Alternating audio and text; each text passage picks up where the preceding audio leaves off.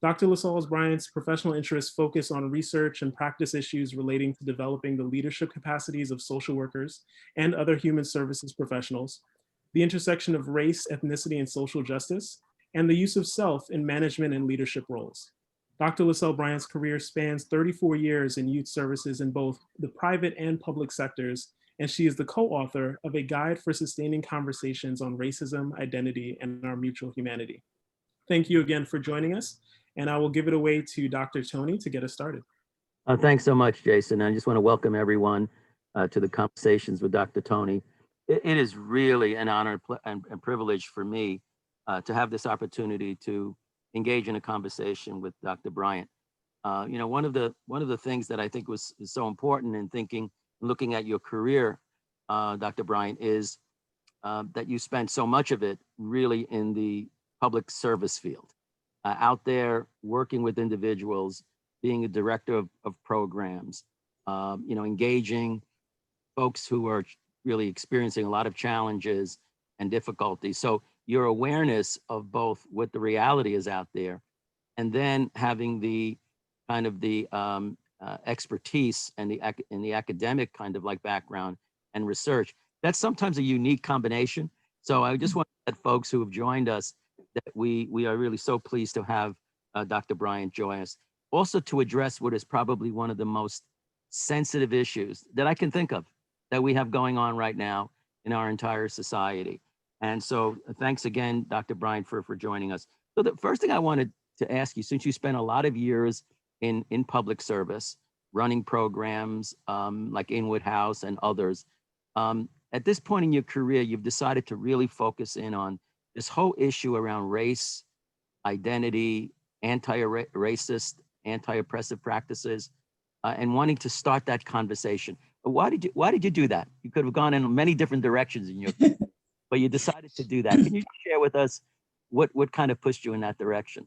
Sure. Thank you, Tony. And it really is great to be here with all of you today and to be with you, Tony. So there are two big areas that I'm deeply interested in. And one of them is, as you said, issues of race and ethnicity and how it affects everything, and also developing the leadership capacities of social work. But why this aspect? I think I have always experienced race as the soundtrack, in a sense, to my life. Sometimes it's like elevator music, like you're not particularly going around going like, wow, I hear some music playing, but it's there all the time. And it permeates not only the way you see the world, but the way the world sees you.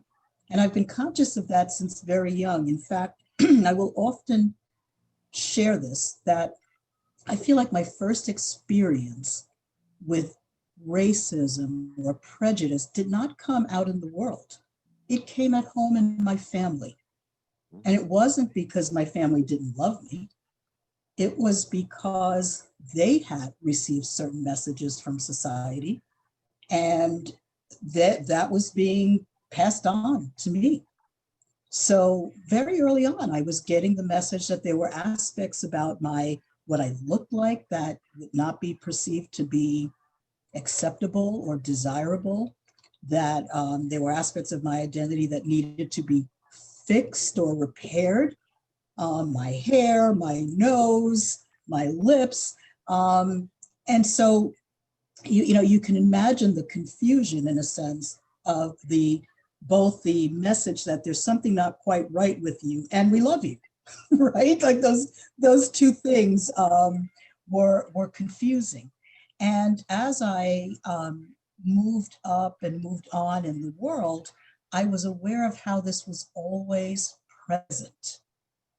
Right. And I just thought that's the way it was. It was later on in college that I really began to challenge my thinking and the thinking of others on these issues, and began to educate myself about these issues. And I want to say that as a Puerto Rican woman of African ancestry, there was a particularly fraught issue because amongst Puerto Ricans, there is at times this internalized racism, right? Puerto Ricans as a population tend to run the gamut in terms of what we look like. So we can be blonde and blue-eyed and be dark-skinned, and we just run the range. And I felt that this was an issue that was really playing out both in my family and among other people of my ethnic background. And I felt committed that this was something that we as a people needed to address. So it was both very personal, and I also had to look at the ways in which it held other people back.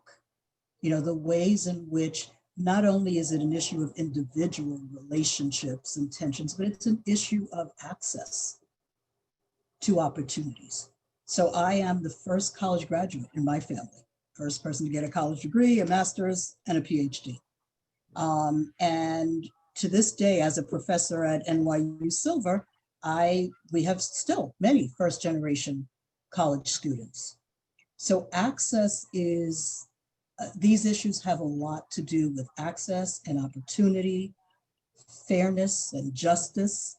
And so I've come to realize this goes way beyond just individual biases and prejudices, but it has real world impact and implications. You know, it seems that issue relates to your other interest in developing leadership. Yeah. One of the most important things for leaders in the area of public health and social work, and I think that might be true for anyone in human services, and maybe for really everyone who's in a position of power, right? That people who are in a position of leadership, what is it that they need to know and understand so that they can ensure that anything that organization is providing is respectful, is fair, is equitable, and that those biases, which you mentioned, is kind of pervasive, right?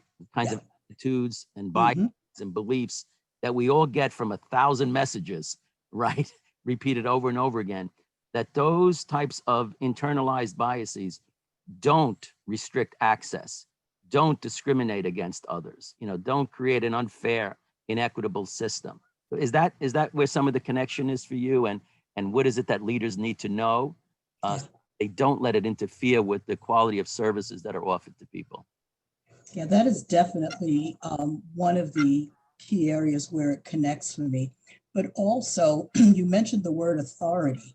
And one of the things that I believe very strongly, I practice a form of leadership we call adaptive leadership, and that there's a difference between authority and leadership. So that authority has to do with the position you hold, the formal or informal power that you have. And that's an important function in society. Authority plays an important function. But that leadership, in order for one to exercise leadership, it really doesn't matter if you hold a formal position or not. Right. Anyone can exercise leadership. And that leadership is about making change, disrupting the status quo that may not be working to bring about that necessary change. And so I want to encourage social work practitioners to do both, to occupy positions of authority, because that is actually a challenge in our field, where many people who have social work credentials, for example, are not the ones who are in the positions of authority in human services agencies, certainly not in the majority.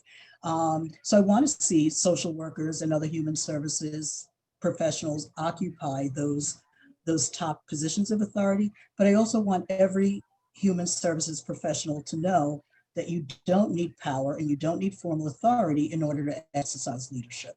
That from the position you occupy, you can do that.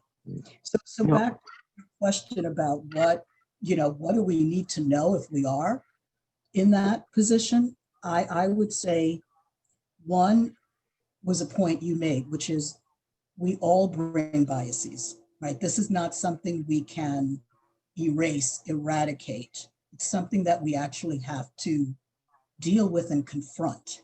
So I think that's really important, and to recognize that we can't address it only from the individual perspective, that we have to look at it individually and we have to look at it systemically within the organization. So yes, the people, people's behaviors, people's beliefs, but what about our policies? What about our practices? What about our organizational culture? So both these dimensions, the individual and the systemic, need attention.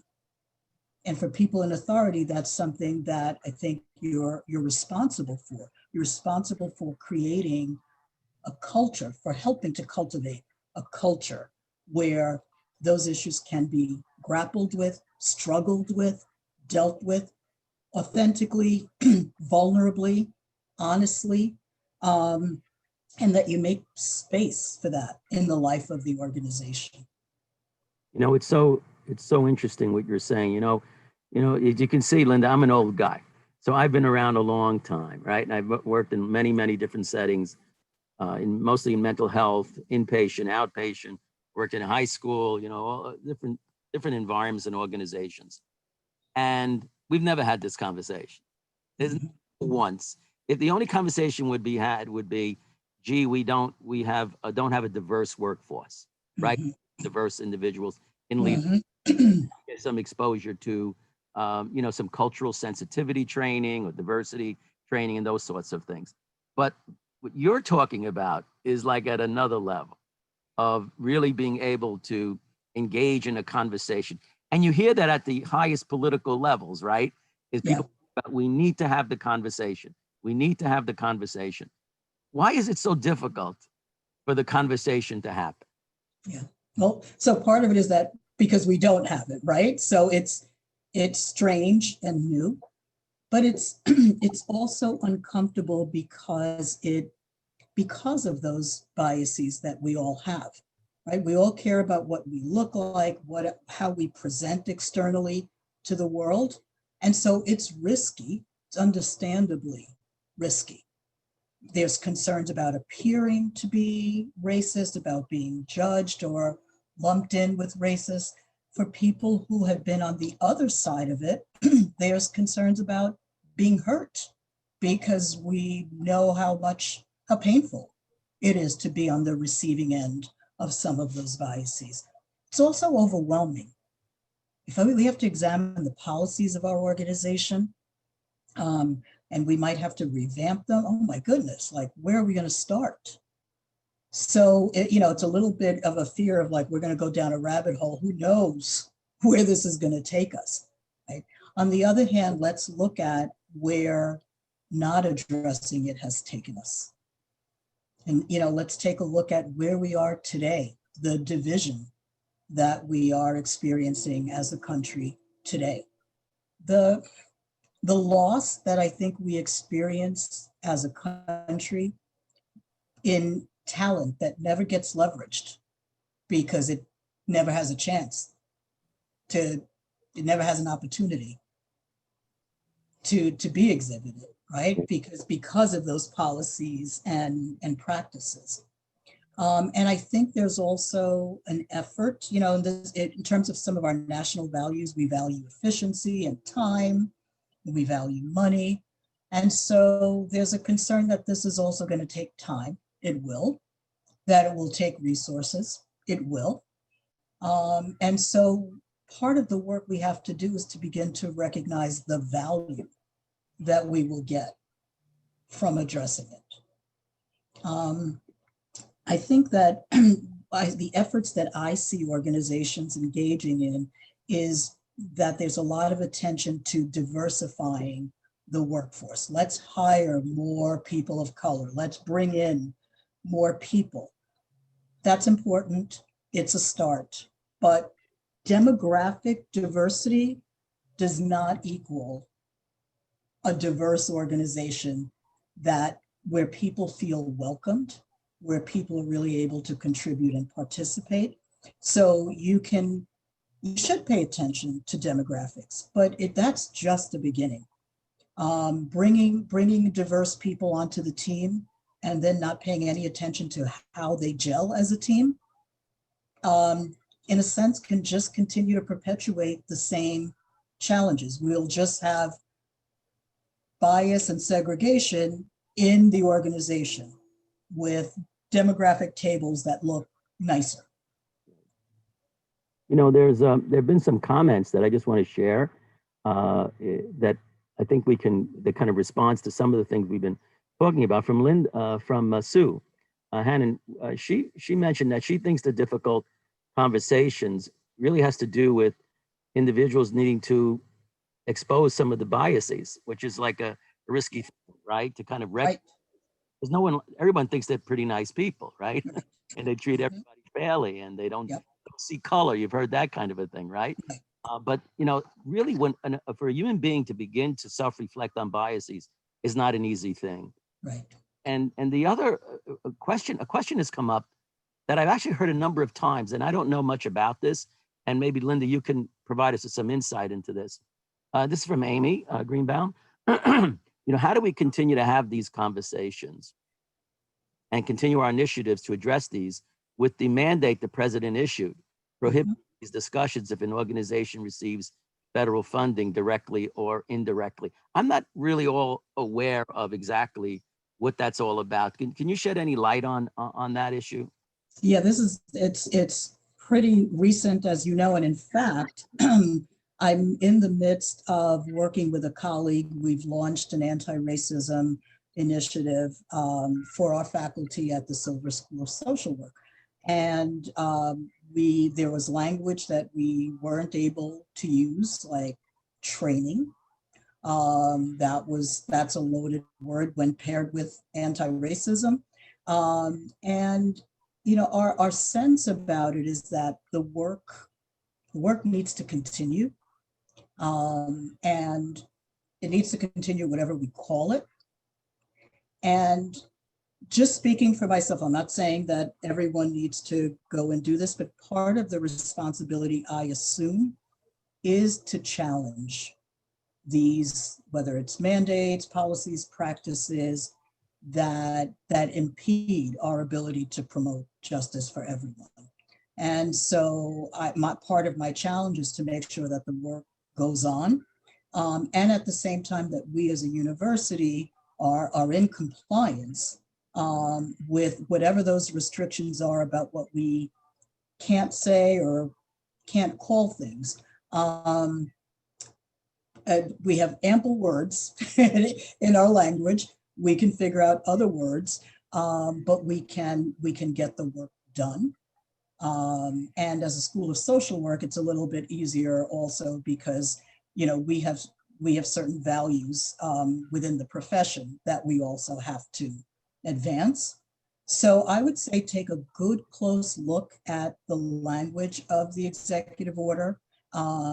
And figure out what are the landmines you need to really be careful of and stay away from, and make a commitment to keep the work going while complying with those restrictions. Great. Thank you so much, Linda. Thanks so much for that question. Courtney makes a comment I think is really important, a question. How we get deeper into the policies and practices that aren't readily available to the average sort of employee. And that speaks to I think I kind of imagine myself, because I have been a leader of programs, right? Mm-hmm. And I've never had this conversation, and I've never engaged in a process in even asking this question.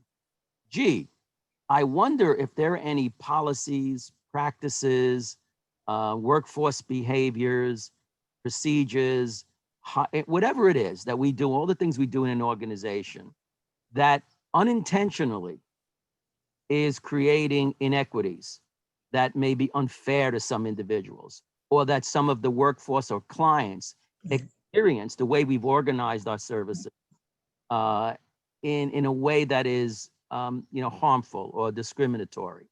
And I don't think that that's much of a question that leaders engage in these days. Yeah. And I guess one question is, why would that be an important thing to do? How would that advance the mission of a human service organization, or really an organization that is willing to even ask that question of itself?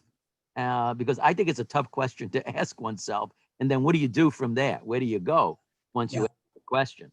Right. And I think it is a tough question if you think about oh my gosh, what have I done? What have we done? But if we recognize that we've all inherited a legacy of systemic discrimination, that those wheels were in motion before we were born. So we've inherited that. You don't have to look at this as like you're a horrible person who's done a horrible thing, but that you are working within a system that is already structured in ways that promote inequity or impede equity. And although you may not have personally implemented that, you do have a personal responsibility and an organizational responsibility to try to dismantle that. And that's what we mean by talking about an anti-racism organization. It's not just saying, I'm against racism, I repudiate it. It's saying, I'm actively engaged in trying to do things to remedy it. Right? So it's not enough to be against. We've got to be actively engaged in doing something about it. If you buy a house and the basement is full of mold and scorpions and like you didn't do that, but you do have a responsibility to do something about it, right? And to do that collectively. So yes, the person in authority would certainly try to spearhead those efforts, but bring everyone into that. It's not work that can be done alone. We have to do it collectively. If we're in the business of human services, human development, human progress, how can we not? How can we not engage in this? So I think it's important to recognize that it is difficult and that it is scary and that it is risky and it's essential. All of those things. And to seek allies within your organization and outside of your organization to help sustain you through that work. It's not short-term work. It's not one and done. This is, I like to call it forever work. Because the thing with this is because we are human and we do bring biases, we're never going to arrive at this golden destination where we're done. We have eradicated racism. We never have to deal with this again. It's going to be ongoing work and ongoing progress. And so we've got to commit to it for the long haul, for the forever haul, and think about every one of those people whose lives you hope to affect in a positive way, which is why you provide the services. And how can you really be impactful when you negate a core aspect of their very being? Like, it's like a doctor saying, like, come in, I'm really not interested in anything you have to say. I am a finger doctor and I'm only going to examine your finger and I don't really care about anything else that's going on with you. And you have to just keep the rest of yourself, check the rest of yourself out the door. It's dehumanizing, right? It's saying keep a part of you, the rest of you doesn't matter. So we need to think about that from a deeply human perspective, that it's hard to provide, if it's impossible to provide human services and not deal with the whole human. Right, right. So I'm thinking of myself in a role of a leader. Most leaders, they're in a cost benefit kind of analysis situation. Yes. So they're going to ask them, okay, so what are the risks involved in even starting to address this? Yeah. Hold up a mirror to our organization. Yeah. And ask ourselves, gee, have we developed policies, practices, procedures, et cetera, that can be harmful to people, right? That can create inequities and that sort of thing. And then so I have like, what's the risks of doing that? And what's the benefit? What is it that we could gain? Because our job is not to address 400 years of social political kinds of like issues. We want to have a very high performance, successful organization that serves people. And I'm just thinking about that. And what might your thoughts be for leadership who's kind of struggling? Like I see a lot of risks. I'm not quite sure I understand that. benefit. Yeah. And I ran an organization as the CEO for 9 years. I feel like I resonate with that attention to risk that we must have. And if we're honest, in our sector, in the human services nonprofit sector, our reputations are very important. When that goes, a lot else will follow, right? Funding will go. So it is very important for us to pay attention to how we're perceived and to what our reputations are. So I get that. I totally understand the risk. And I would say that we've got a level of power and authority to take a stand. We have it within us to take a stand and say, I'm going to take the risk of doing this differently. Let's examine what's the risk of doing it and what's the risk of not doing it, right? So in doing that cost benefit analysis, and the winds are changing, right? There is a larger social outcry for our institutions to really be paying attention to issues of diversity and equity and inclusion. So do we want to be the organization that is not moving in that direction? Because there are costs associated with that as well. And on a deeper level, to not deal with it is to squander human potential. The lack of diversity in our perspectives, in our talent pool, is something that actually could hinder your competitiveness as an organization.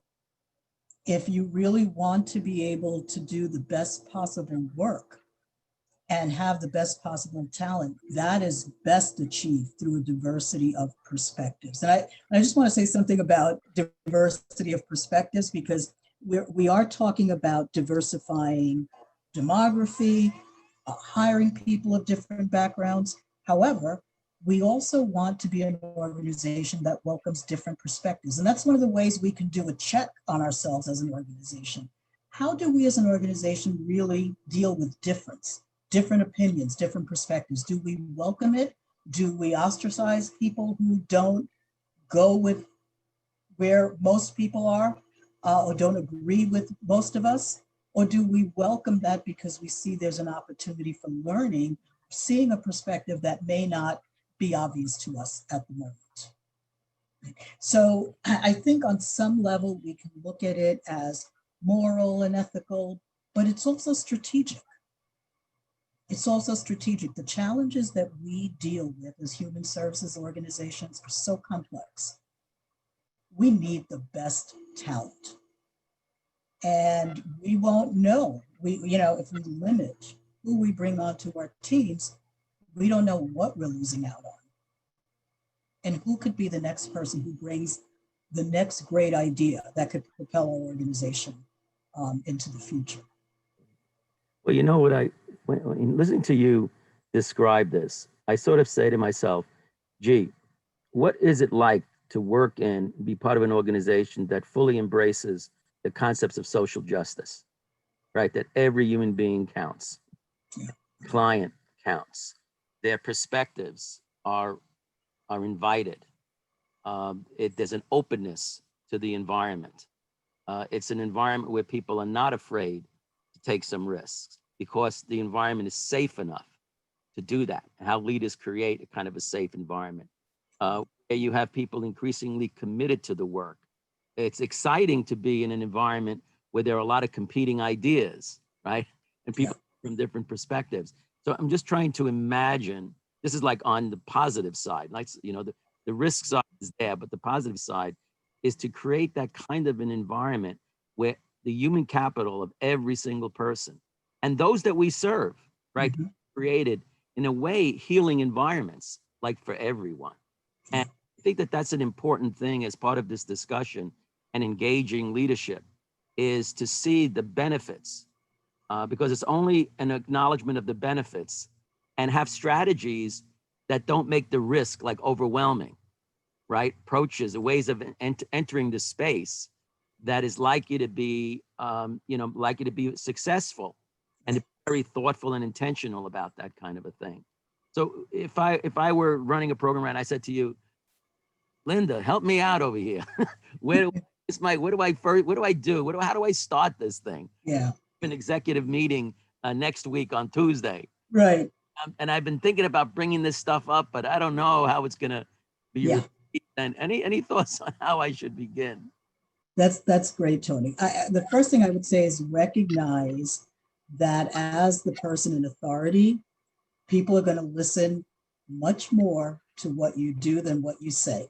I want to be very candid. When I was an executive director, I really tried to preach that we should be a healthy organization and people should take care of themselves and not overwork and not work 14 hours a day, while I overworked and worked 14 hours a day and, came in on Saturdays and Sundays.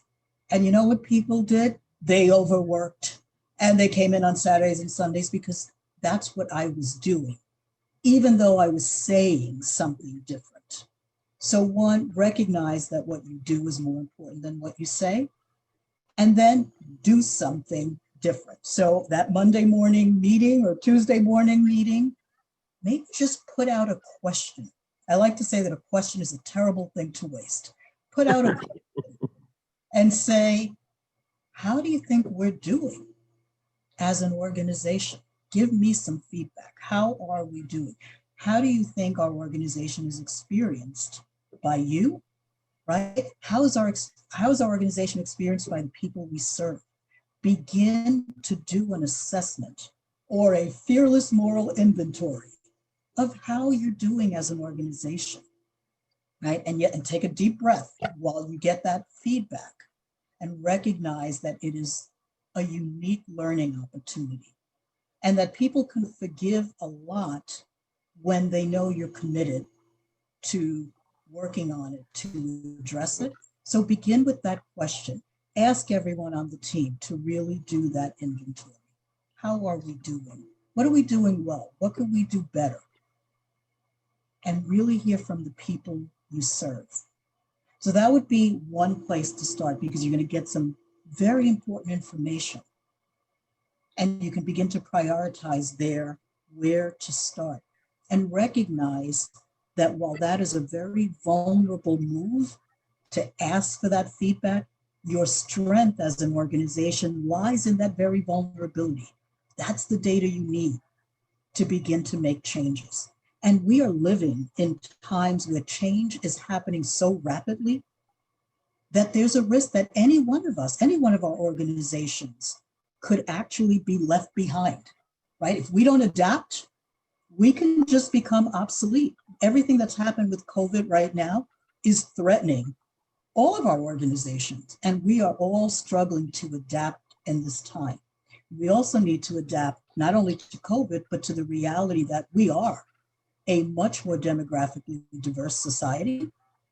And how are we going to function in a more diverse world? Not just function, but function optimally.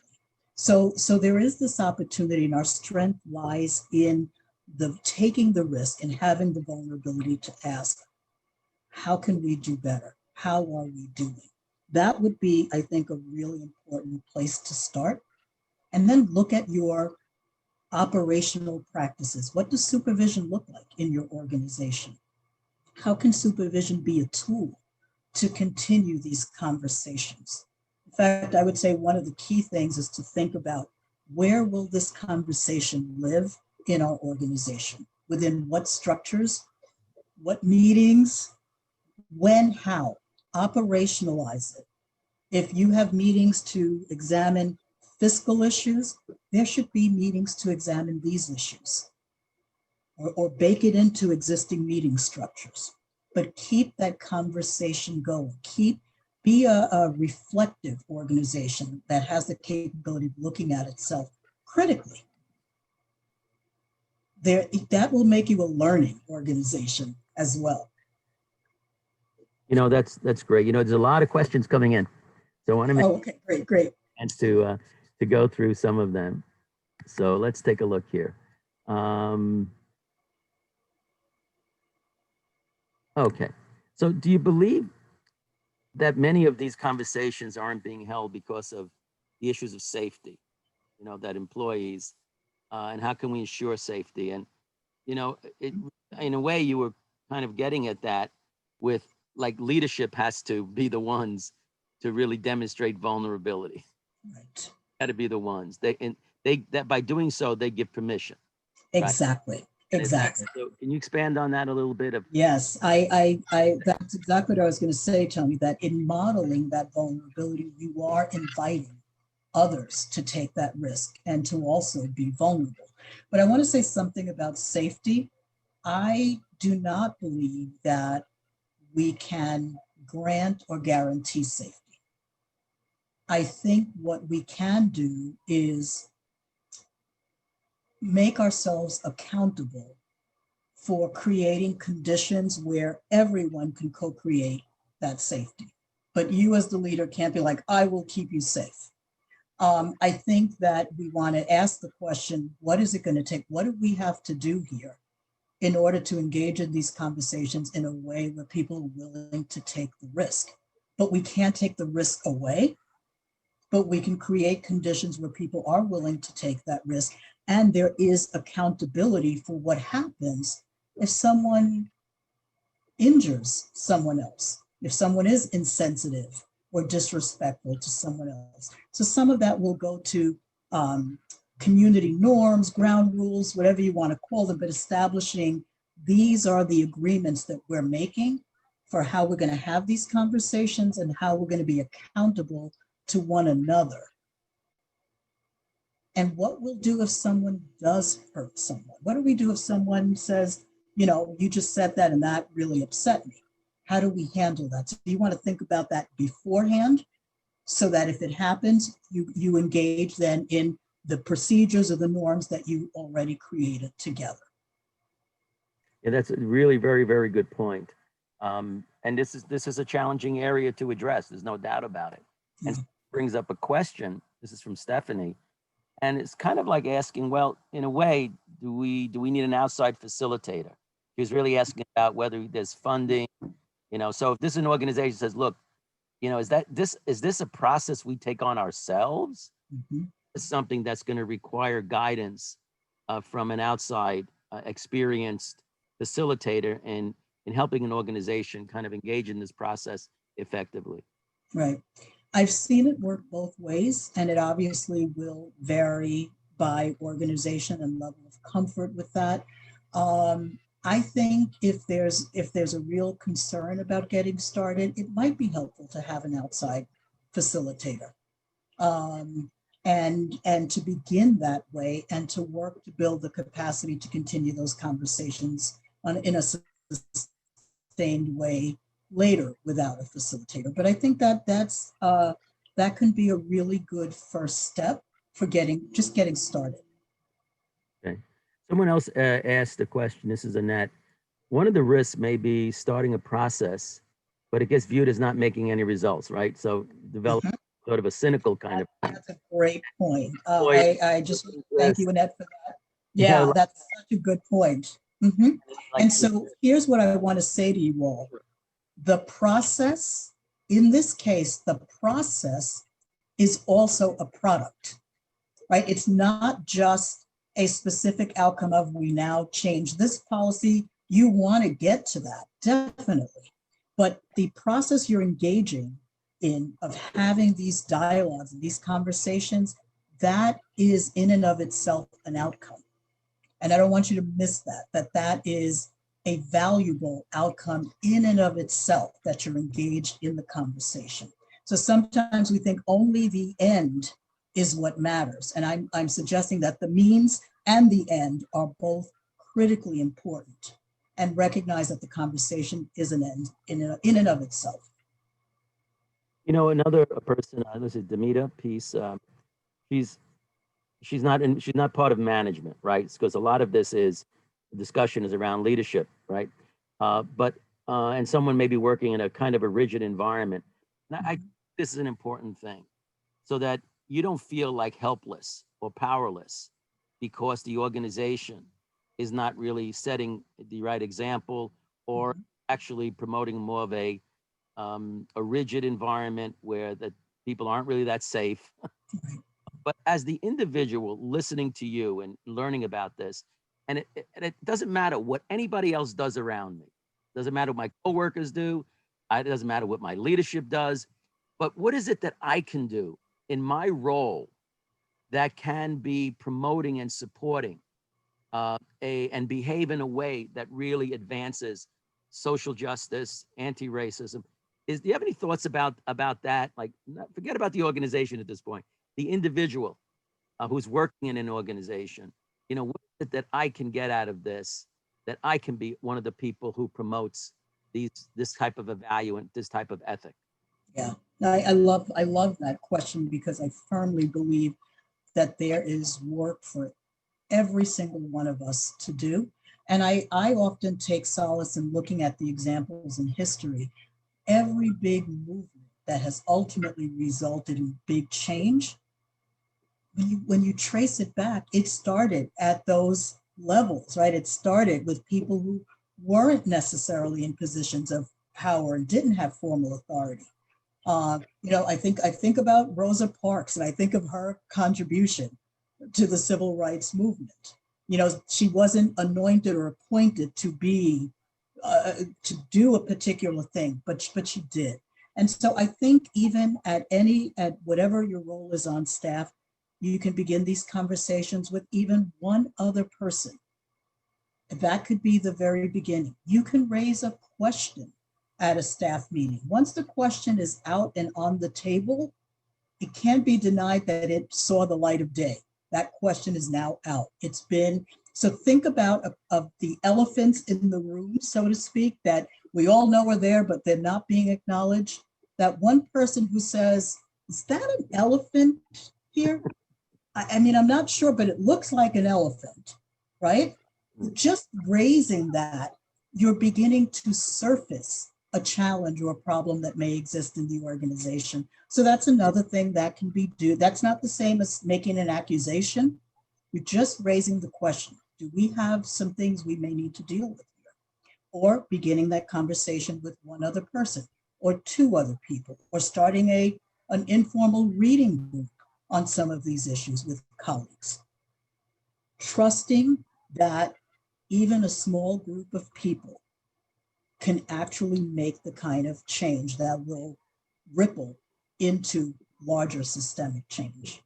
I think I don't want to make it sound easy, Tony, because I'm not suggesting like it's. Oh, no, you're absolutely right. You're absolutely right. But I'm thinking also, because now I'm just trying to see how that would work in my work. Yeah. With my clients, I can certainly, if I'm working with an African American man or Latino woman or someone who's different sexual orientation, whatever the issue might be, where individuals at in that situation may be the subject of some discrimination, let's say, right? Yeah.